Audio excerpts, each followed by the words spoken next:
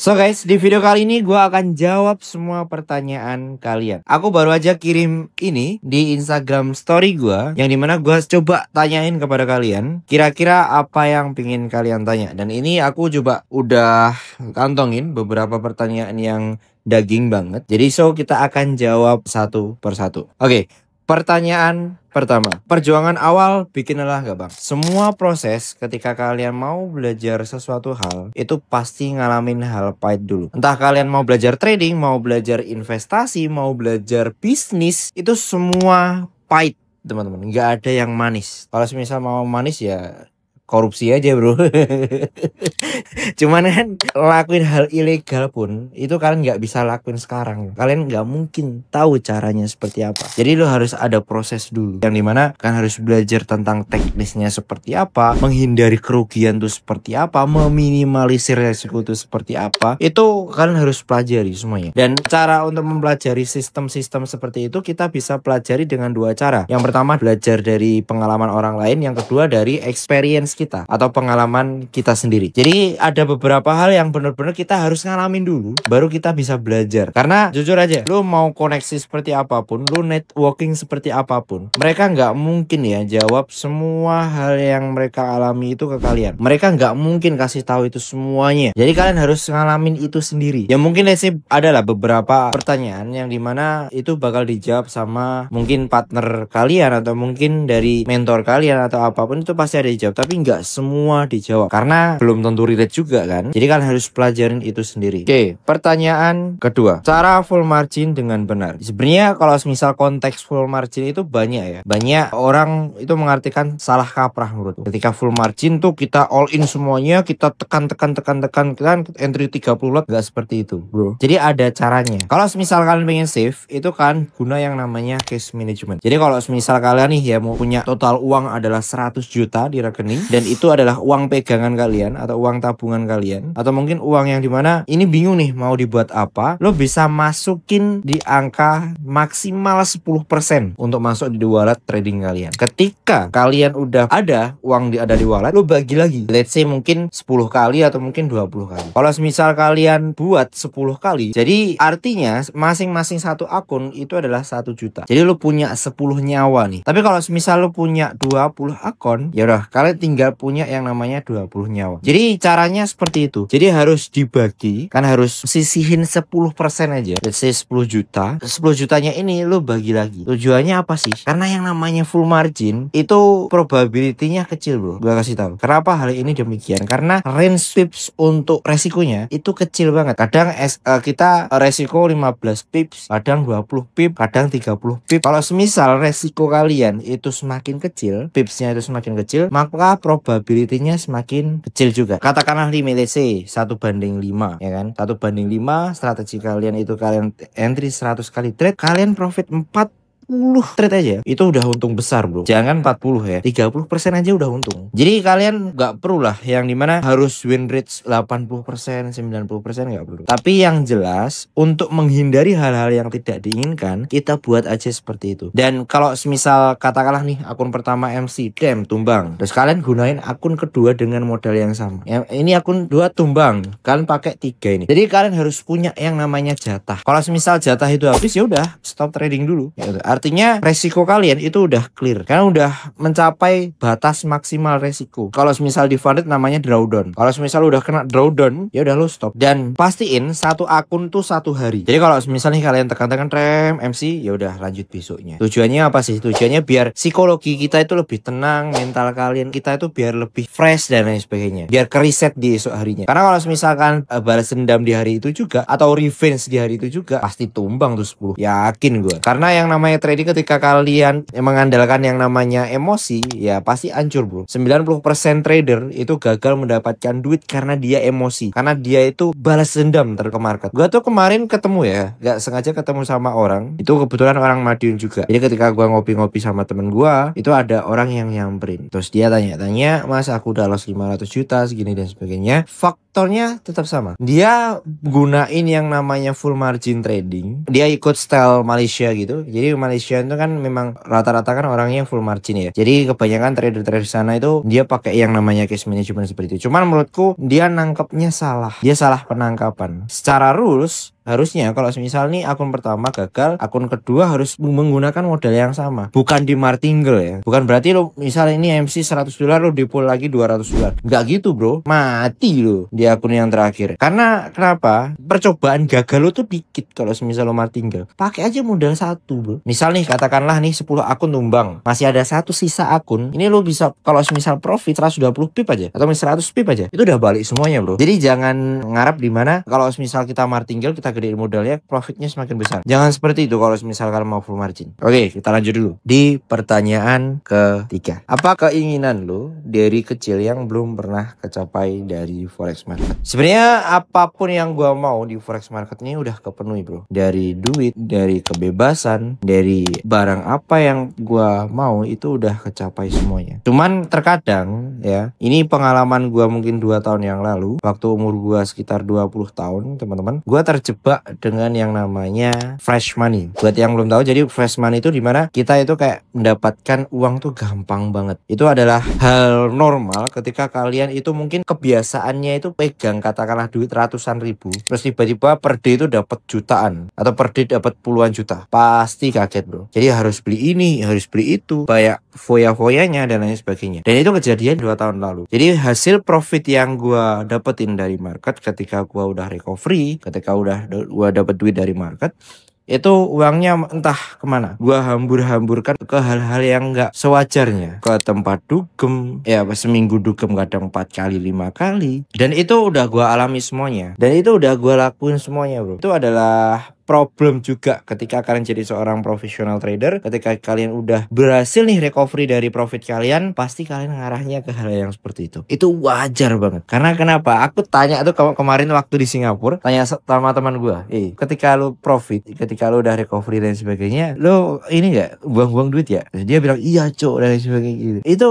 kayak apa ya, kayak ngerasa hal normal sih. Karena iya psikologi kita tuh belum bisa menerima uang segitu banyaknya gitu. Jadi kalau semisal kalian pengen jadi rich trader teman-teman, kalian harus mulai dari awal. Kalian harus lakuin step by step. Biar tujuannya apa? Semakin duit lu banyak, itu lu nggak kaget. Karena jatuhnya waktu itu gue kaget bro, kayak dapat duit dadakan gitu. Karena kenapa? Gue recovery dari market itu cuma 2 bulan. Recovery 2 tahun itu gue cuma lakuin 2 bulan. Itu total range sekitar 400 jutaan lah waktu itu. Itu gue dapetin 2 bulan aja. Lo bisa bayangin gak? Anak muda mana ya kan, recovery profit segitu ya kan, terus di rekening ada ratusan juta, hampir se-M waktu itu. Anak muda mana yang gak mau kuya-kuya.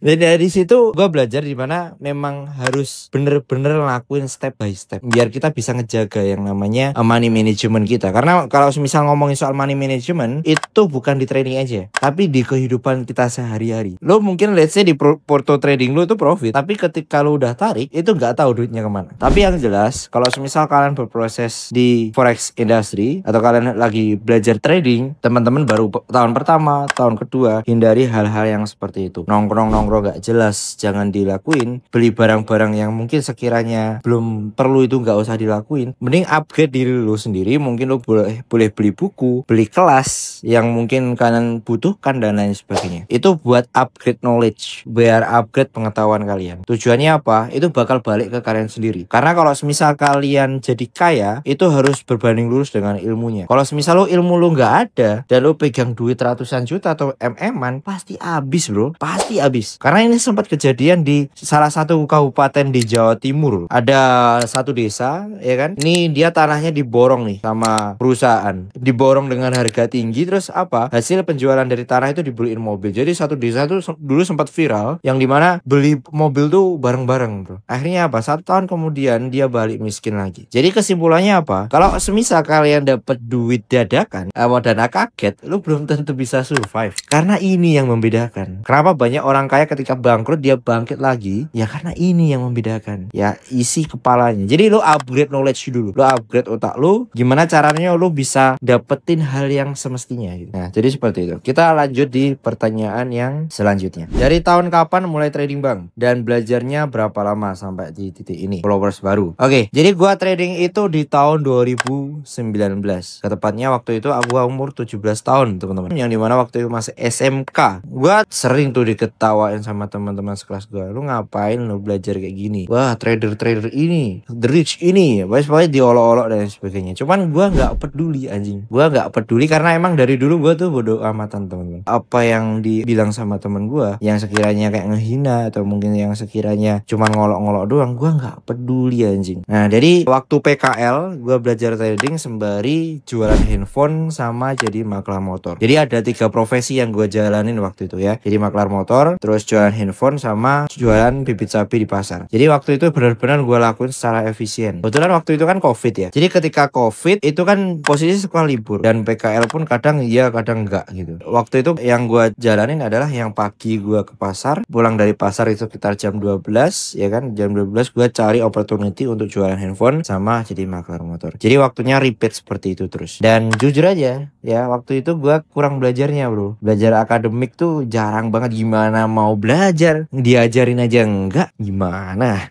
Ya mungkin karena hikmahnya di situ. Karena COVID ya kan, terus sekolah kita WFH. Nah, jadi hikmahnya di situ karena rasa gabut, bingung mau ngapain. Kita mau keluar pun juga gimana gitu. Banyak pemeriksaan inilah, itulah, apalah, ribet ya. Akhirnya ya udah, gua belajar trading. Dan kalian bisa hitung aja 2019 sampai tahun sekarang itu sekitar 6 tahun lebih. Jadi gua ambil rata-rata 5 tahun lah. Pertanyaan selanjutnya. Ceritakan proses kebangkitan paling terendah hingga bisa sampai titik ini. Proses kebangkitan itu gua lakuin ketika dimana bener-bener terpuruk banget guys ya. Ceritanya waktu itu gue punya uang sekitar 150-an juta di rekening, terus gue pakai untuk trading. Akhirnya apa? Let 1 minggu ya, sampai 1 minggu ya dari trading itu gue loss. Jadi semua rekening gue itu ludes guys ya. Semua saldo yang ada di rekening gue itu ludes. Sisa 200.000 atau berapa gitu. Akhirnya gue bingung untuk survive. Karena kenapa? Itu uang bukan cuman uang dingin bro. Itu uang panas sekalipun kayak pohon-pohonnya. Jadi itu gua pakai buat modal jualan handphone juga waktu itu. Uang itu gua pakai juga buat modal lah ceritanya, sedikit cerita. Jadi malah gua pakai untuk trading dan gua pakai all in. Nggak tahu ya, biasanya gua tuh pakai modal rate $1.000 $2.000 waktu itu. Tapi nggak tahu kenapa kok sampai bisa deposit segitu banyaknya. Ya mungkin karena emosi ya, karena FOMO emosi. Jadi akhirnya ludes. Nah, singkat cerita di mana aku langsung telepon sama temen gua. Lu bisa nggak pinjemin gue duit gitu? Aku lagi terpuruk dan sebagainya ini. Singkat cerita, gue habis telepon dan ngobrol-ngobrol sama dia, akhirnya dikasih sekitar 20-an juta. 22. Aku masih inget 22 juta dia transfer ke aku. Terus lepas itu uangnya gue pakai buat modal lagi, itu cuman dapat sekitar 4 handphone, teman-teman ya. 4 handphone dan waktu itu banyak ya permintaan di mana iPhone XR waktu itu. Akhirnya gue kekurangan modal lagi. Akhirnya gue telepon teman gue satunya lagi. Akhirnya apa? Dikasih teman. Kadang tuh gue heran banget kok bisa ya ada orang yang dimana bener-bener baik banget sama kita, padahal mungkin nih kita jarang ketemu sama dia, kita jarang nongkrong sama dia, tapi beberapa orang itu sepercaya itu. Akhirnya setelah dapat itu 2 bulan ya, ada tenggang waktu 2 bulan. Nah dari situ gue langsung balikin duitnya, pas gue tambahin lah. Dia nggak minta bu, dia nggak minta nanti bagi hasil atau apa, enggak, dia nggak minta itu, niatnya cuma ngebantu aja. Akhirnya mau nggak mau juga gue coba kasih dia teman-teman sekitar 2 jutaan. Nah dari situ modalnya gue gulung terus sampai sekarang nih, yang dimana jadi total utang gue itu adalah 50 juta waktu itu teman-teman. Jadi bener-bener gue fokus, gue nggak nongkrong, gue diajak kemanapun itu gue nggak mau karena memang posisinya di situ. Sampai dimana mamaku tuh ngomong sama aku, Lip kok nggak keluar, Lip kok nggak pernah nongkrong sama temen lagi dan sebagainya. Karena waktu itu COVID, kebanyakan dari customer itu datang langsung ke rumah teman-teman. Yang biasanya kadang minta COD dan sebagainya, cuman di waktu itu dia langsung datang ke rumah. Akhirnya yes, enak lah, kita nggak perlu capek-capek kan buat ke tempat COD-an. Jadi singkat ceritanya seperti itu. Terus bang, waktu terbaik untuk entry di gold itu di jam berapa? Oke, ini pertanyaan menarik teman-teman. Kalau misal ditanya jam berapa, itu lebih ke fleksibel. Karena kenapa? Gold itu adalah komoditas, dan komoditas itu dirangkum bukan di USD doang. Banyak negara yang udah pakai emas untuk komoditinya. Ada Kanada dan sebagainya. Pokoknya banyak banyak lah di luar daripada itu. Bahkan hampir semua negara itu pakai emas untuk komoditinya. Jadi kalau misal ditanya jam berapa, itu nggak nentu, tergantung momen juga. Kadang waktu Asian Session itu dia bisa naik sampai 500-600 pip kalau semisal bener-bener dia ada volatil di market. Cuman kebiasaan di market itu rata-rata di dalam New York Session atau sekitar jam 7 sampai jam 10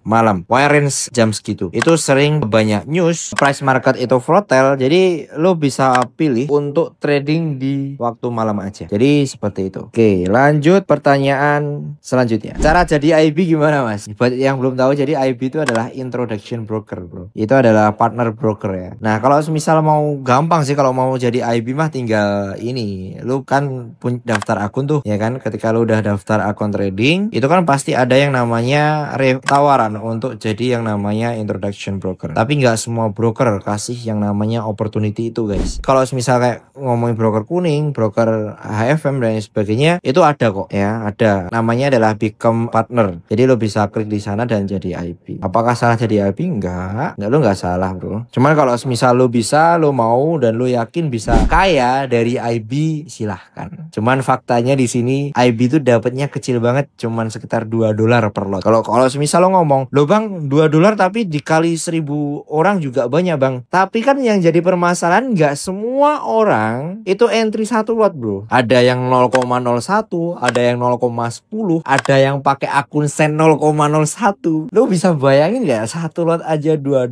ya kan? Terus lo entry 0,01 itu sekitar 300 rupiah. 300 rupiah, lo bayangin nggak? 300 rupiah anjir. Lo belum beli permen kurang anjing. 300 rupiah. Itu kalau semisal lo entry-nya 0,01. Kalau semisal lo entry-nya pakai akun sen 0,01 pula, dapatnya berapa? Jadi IB itu nggak semenarik itu ya. Gua tetap penghasilan terbesar gua itu dari trading, bro. Gua tuh dapat profit dari trading tuh 1,4 M dalam 3 bulan ini. Jadi lo jangan samain lah ya. Beda. Kalau semisal lo mau, gua coba buka ini dashboard IB gua, lo bisa lihat sendiri penghasilannya berapa selama 2 tahun. Oke, lanjut. Nih pertanyaan terakhir. Lo merasa portfolio aman saat udah nyentuh berapa, Mas? Ketika gua udah nyentuh di angka 500 juta. Karena gua sesuaiin sama kebutuhan gua. Gua kebutuhan tuh nggak banyak-banyak banget, sekitar 15 jutaan per bulannya. Karena kenapa kok di angka 15? Karena gua harus kasih orang tua, gua harus menuhin kebutuhan rumah dan sebagainya. Karena beda lah. Sekarang mungkin gua masih jomblo gitu. Gua masih belum nikah ya. Artinya belum ada tanggungan untuk rumah tangga. Tapi di sini orang tua gua itu ikut gua, teman-teman. Jadi misal bulanan itu pasti gua kasih dari situ. Jadi makanya di angka 15 jutaan itu udah termasuk bensin mobil dan lain sebagainya. Jadi range segitu. Kalau semisal pengeluaran segitu kita punya uang 500 juta, katakanlah nih kita nggak kerja 3 tahun, itu uangnya masih sisa gitu. Jadi kayak gitu, teman-teman. Jadi kalau misal dia omong aman ya di angka minimal segitu di 500 jutaan. Jadi mungkin gitu aja untuk di video kali ini. Thanks a lot guys. Ciao.